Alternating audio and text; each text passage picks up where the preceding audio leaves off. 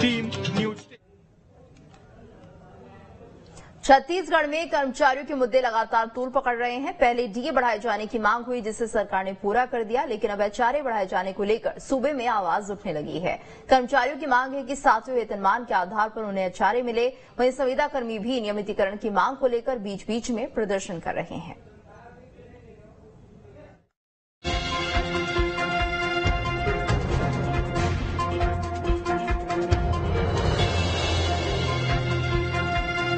छत्तीसगढ़ की भूपेश सरकार लगातार अधिकारियों और कर्मचारियों के हित में कदम उठाती रही है। भूपेश सरकार में 8 बार कर्मचारियों का महंगाई भत्ता भी बढ़ाया जा चुका है, लेकिन अब 2023 में होने वाले विधानसभा चुनाव से पहले एचआरए यानी कि गृह भाड़ा भत्ते को लेकर सूबे के कर्मचारी और अधिकारी सरकार की तरफ टकटकी लगाए हुए हैं।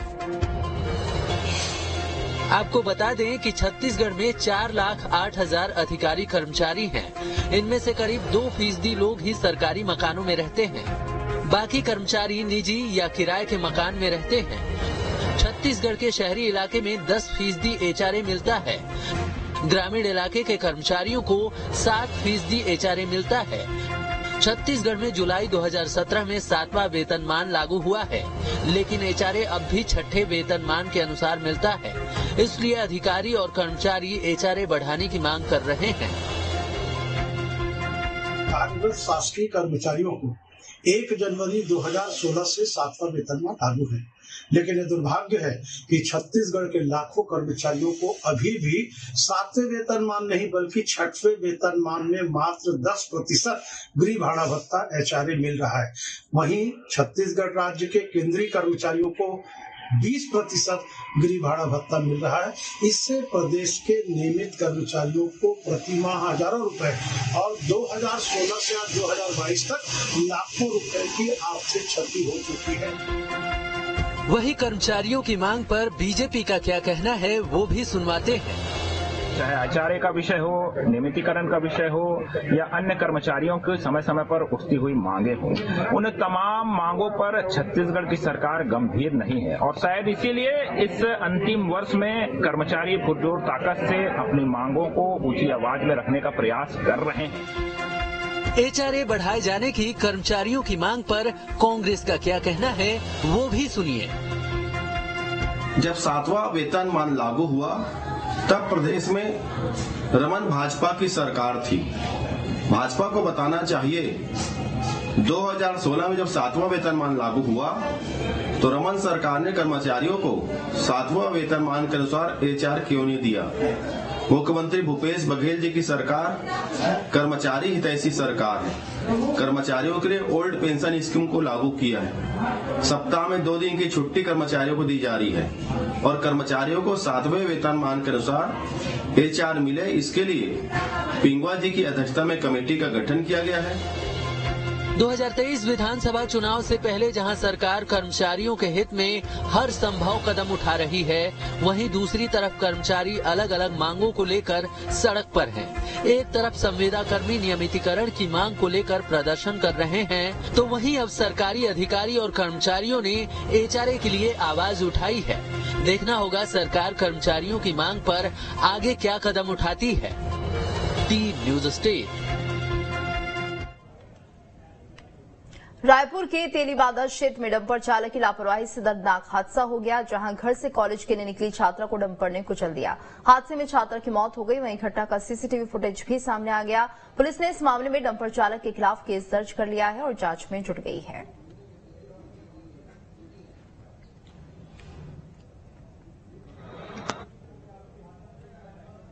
गुना में नशे के खिलाफ पुलिस को बड़ी कामयाबी मिली है। पुलिस ने 7.5 क्विंटल गांजे के साथ आरोपी को गिरफ्तार किया। गांजे की कीमत 2 करोड़ रुपए बताई जा रही है। बता दें कि पुलिस ने मुखबिर की सूचना के आधार पर कार्रवाई करते हुए संदिग्ध ट्रक की तलाशी ली थी, जहां ट्रक में छिपाकर रखे गए गांजे को पुलिस ने बरामद कर लिया। फिलहाल पुलिस केस दर्ज कर आगे की कार्रवाई में जुट गई है।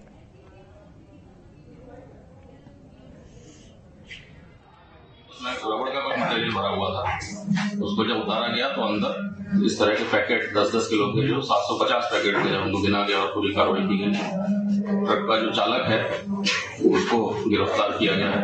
अब इसमें जो भी पूरी लिंक है उसको ट्रेस किया जाएगा और ये माल कहाँ से आ रहा था, कहाँ तक जा रहा था और कौन कौन इस पूरी जो एनडीपीएस की और अवैध गांजे की चेन है इसमें शामिल है, उन सभी की तहकीकात की जाएगी।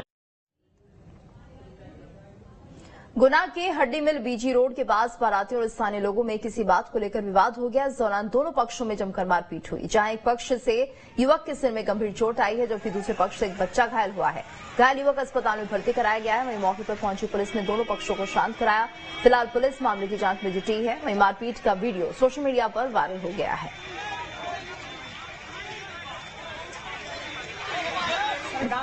आज कल करीबन 9 बजे के आसपास एक बारात शिवपुरी से आई हुई थी, हड्डी मिल जा रही थी। रास्ते में हड्डी मिल पर तात्कालिक किसी बात को लेकर के हड्डी मिल के वासियों में और ये बारात में जो समित लोगों के बीच में विवाद हुआ। उसके पश्चात हाथापाई हुई, जिसमें से दोनों पक्षों के एक दो लोग घायल हुए हैं।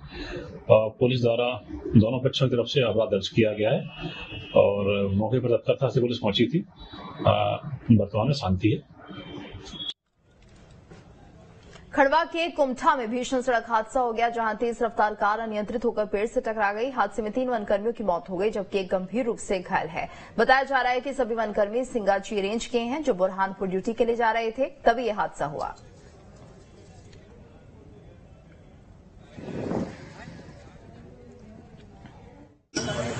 हमारे कुछ वन रक्षक साथियों की ड्यूटी नावरा क्षेत्र में लगी थी, जहां पर अतिक्रमणकारियों ने परेशान कर रखा है वन स्टाफ को भी, और वो अतिक्रमण करना चाहते हैं।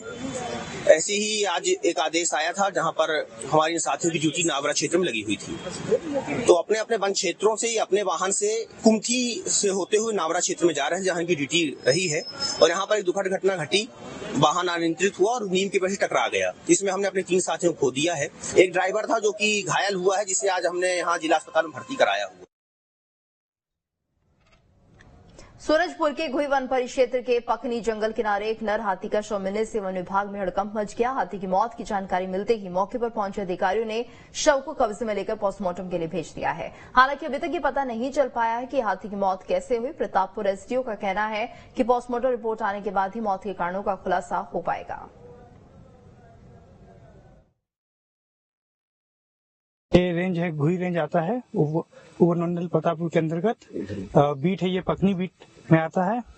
यहाँ एक नर हाथी का डेड बॉडी पाया गया है, और जिसका अभी डॉक्टर टीम द्वारा पोस्टमार्टम किया जा रहा है। मौत की आशंका तो अभी नहीं बता पाएंगे। डॉक्टरों की टीम जैसे ही पोस्टमार्टम रिपोर्ट में जो बताएंगे, उसके तो बाद ही पता चल पाएगी किस कारण इनकी मौत हुई है। रायपुर के मुजगहन थाना क्षेत्र के निजी बैंक में करोड़ों रुपए के फर्जीवाड़े के मामले में पुलिस ने एक आरोपी को गिरफ्तार किया है। गिरफ्तार आरोपी लक्ष्मण गुर्जर राजसमंद राजस्थान का निवासी है। आरोपी लक्ष्मण गुर्जर के खाते में 3 करोड़ 25 लाख रुपए अन्य आरोपी द्वारा ट्रांसफर किए गए थे। बता दें कि बैंक में 16 करोड़ 40 लाख रुपए का फर्जीवाड़ा हुआ था। पुलिस अब तक इस मामले में कुल 9 आरोपियों को गिरफ्तार कर चुकी है। पूर्व में डुंडा स्थित जो एक्सिस बैंक का जो शाखा था, वहां 16 करोड़ 40 लाख रुपए का फर्जीवाड़ा होने में संबंध में अपराध पंजीबद्ध करके लगातार गिरफ्तार किया जा रहा है। और जिसके अंतर्गत जो लक्ष्मण गुर्जर करके एक आरोपी है, जो कि बेसिकली राजस्थान के राजसमंद जिला का रहने वाला है और वर्तमान में नवी मुंबई में रह रहा था। उसको विधिवत गिरफ्तार करके मुंबई से क्राइम ब्रांच की टीम के द्वारा लाने में सफलता। बलरामपुर जिले के सामरी थाना क्षेत्र और झारखंड में स्थित बूढ़ा पहाड़ को नक्सल मुक्त करने के लिए सुरक्षा बलों का अभियान जारी है। सर्चिंग ऑपरेशन के दौरान पुलिस और सुरक्षा बलों को बड़ी कामयाबी मिली है, जहां जंगल में बड़ी मात्रा में नक्सलियों के जरिए छिपाया गया सामान बरामद हुआ है। झारखंड छत्तीसगढ़ बॉर्डर के सामरीपाट बलरामपुर रामानुजगंज बूढ़ा पहाड़ पर नक्सलियों ने सामान छिपा रखा था, जिसमें बड़ी संख्या में इलेक्ट्रिक वायर, डेटोनेटर, आईईडी समेत दैनिक उपयोग की सामग्री बरामद की गई है। सुरक्षा बलों ने विस्फोटक पदार्थ को उसी स्थान पर नष्ट कर दिया।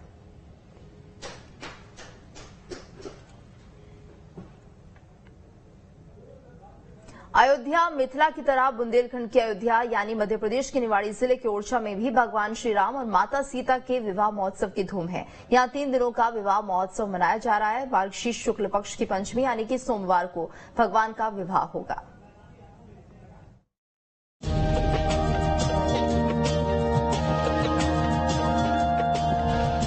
बुंदेलखंड की अयोध्या के नाम से विख्यात राजा राम की नगरी ओरछा में सदियों से मनाई जाने वाले श्री राम जानकी विवाह महोत्सव को लेकर नगर सहित बुंदेलखंड के लोगों में भारी उत्साह है। वहीं राम राजा सरकार के विवाह आयोजन को लेकर प्रशासन की तैयारियां पूर्ण हो गई है। राम राजा सरकार की नगरी पूरी ओरछा को दुल्हन की तरह सजाया गया है। साथ ही विवाह में आने वाले हजारों श्रद्धालुओं के लिए पुख्ता इंतजाम किए गए हैं। इस 3 दिवसीय आयोजन का आगाज रविवार से भगवान के मंडप की रस्म से शुरू हुआ। बुंदेली रीति रिवाज के अनुसार मंदिर में भगवान के विवाह का मंडप सजाया गया है। बहुत भव्य समारोह रहता है। श्री राम का विवाह महोत्सव है तो वह बात ही अलग है। कुछ पूरे बुंदेलखंड में काफी स्तर पर ही मनाया जाता है। जगह जगह ओरछा अयोध्या में भी और छोटे मंदिर भी जहाँ होंगे वहाँ ही प्रोग्राम मनाया जाता है। इसके बारे में बड़े सैकड़ों के लोग बुंदेलखंडी पूरा आयोजन जो है वो कितने दिनों तक चलता है? वो 3 दिवसीय चलता है। क्या क्या और शामिल रहता है इसमें? वेद मंत्र के साथ और घोड़ा भी, बग्घी भी और भगवान की हस्तस्त्र के साथ निकल धूमधाम से मुकुट धारण किए जाते हैं, जो मोर के धारण किया जाता है। ओरछा में भगवान श्री राम का विवाह महोत्सव हर वर्ष 3 दिन तक धूमधाम और राजसी परंपरा के साथ बुंदेली संस्कृति में मनाया जाता है। तेल की रस्म होने के बाद से मिथिला यानी ओरछा की जानकी मंदिर में बुंदेली वैवाहिक गीत और गारी गूंज रही है और साथ ही हल्दी की रस्म भी विधि विधान से की जाती है। बताया जाता है कि भगवान को हल्दी लगने के साथ ही यहाँ पर श्रद्धालुओं को भी हल्दी लगाई जाएगी। इसके बाद भगवान के विवाह का प्रतिभोज होगा, जिसको लेकर प्रशासन और मंदिर प्रबंधन की ओर से तमाम तैयारियां पूरी कर ली गई है। इस आयोजन में देश भर से श्रद्धालु शामिल होंगे। ओरछा सज चुका है और पूरे ओरछा को दुल्हन की तरह सजाया गया है। क्षेत्र भर से लोग राम राजा विवाह महोत्सव में पहुंचते हैं और भगवान के विवाह में सम्मिलित होकर पुण्य लाभ भी अर्जित करते हैं। Sudhir Trivedi, news state, Niwari. विदिशा में आरएसएस के जरिए लक्ष्मीबाई केलकर के जन्मोत्सव पर पथ संचलन का आयोजन किया गया। ये पथ संचलन परिणय गार्डन में एकीकरण के बाद शुरू हुआ, जो शहर के मुख्य मार्गों से होते हुए वापस परिणय गार्डन में संपन्न हुआ। इस दौरान शहर के मुख्य मार्गों पर विभिन्न जगहों पर पथ संचलन में कदम ताल करते हुए चल रही मातृशक्ति का पुष्टाहार पुष्प वर्षा से स्वागत किया गया। आज का मुख्य कार्यक्रम यहाँ पथ संचलन का है। राष्ट्र सेविका समिति की जो संस्थापिका है वंदनीय लक्ष्मीबाई केलकर, उनके जन्म दिवस के उपलक्ष्य में ये आयोजित किया है। उनका जन्म दिवस हम संपर्क दिवस के रूप में मनाते हैं, तो ये हमारा मुख्य उद्देश्य है। मध्य प्रदेश में शिक्षित युवाओं को रोजगार दिलाने के मकसद से विशेष अभियान चलाया जा रहा है, जिसे समयक अभियान नाम दिया गया है। यात्रा के संचालक का कहना है कि प्रदेश में रोजगार की अपार संभावनाएं हैं, लेकिन जिस तरह से प्रदेश सरकार सरकारी कर्मचारियों की रिटायरमेंट की उम्र बढ़ाती जा रही है, उससे नए युवकों को रोजगार मिलने की संभावना कम होती जा रही है। इसलिए युवाओं को संगठित करने के लिए ये अभियान चलाया जा रहा है। ये यात्रा 1 नवंबर से शुरू हुई थी, जो 15 दिसंबर को भोपाल में खत्म होगी, जहां एक मेगा कॉन्फ्रेंस का आयोजन किया जाएगा, जिसमें 5 लाख युवाओं के पहुंचने का अनुमान है। तो भोपाल में ये मेगा कॉन्फ्रेंस होगी और बताया जा रहा है कि युवाओं को संगठित करने का ये अभियान है। रोजगार के लिए समयक अभियान जारी किया जा रहा है। 1 नवंबर से जारी है ये अभियान। भोपाल में मेगा कॉन्फ्रेंस होगी।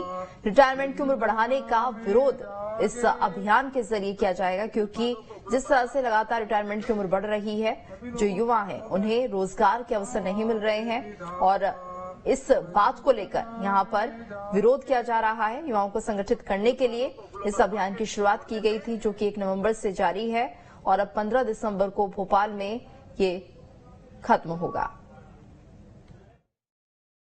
मैंने शिक्षित बेरोजगार युवाओं की दिशा और दशा पर बारीकी से अध्ययन किया और शोधपरक अध्ययन करने के बाद मैंने पाया कि जो अवसर विद्यमान है, अगर यदि उनका युक्तिकरण सही ढंग से कर दिया जाए तो 70% बेरोजगारी पर अंकुश लग सकता है। और इसी के साथ इस बुलेटिन में फिलहाल इतना ही। रुकेंगे एक ब्रेक के लिए। ब्रेक के बाद खबरें जारी हैं।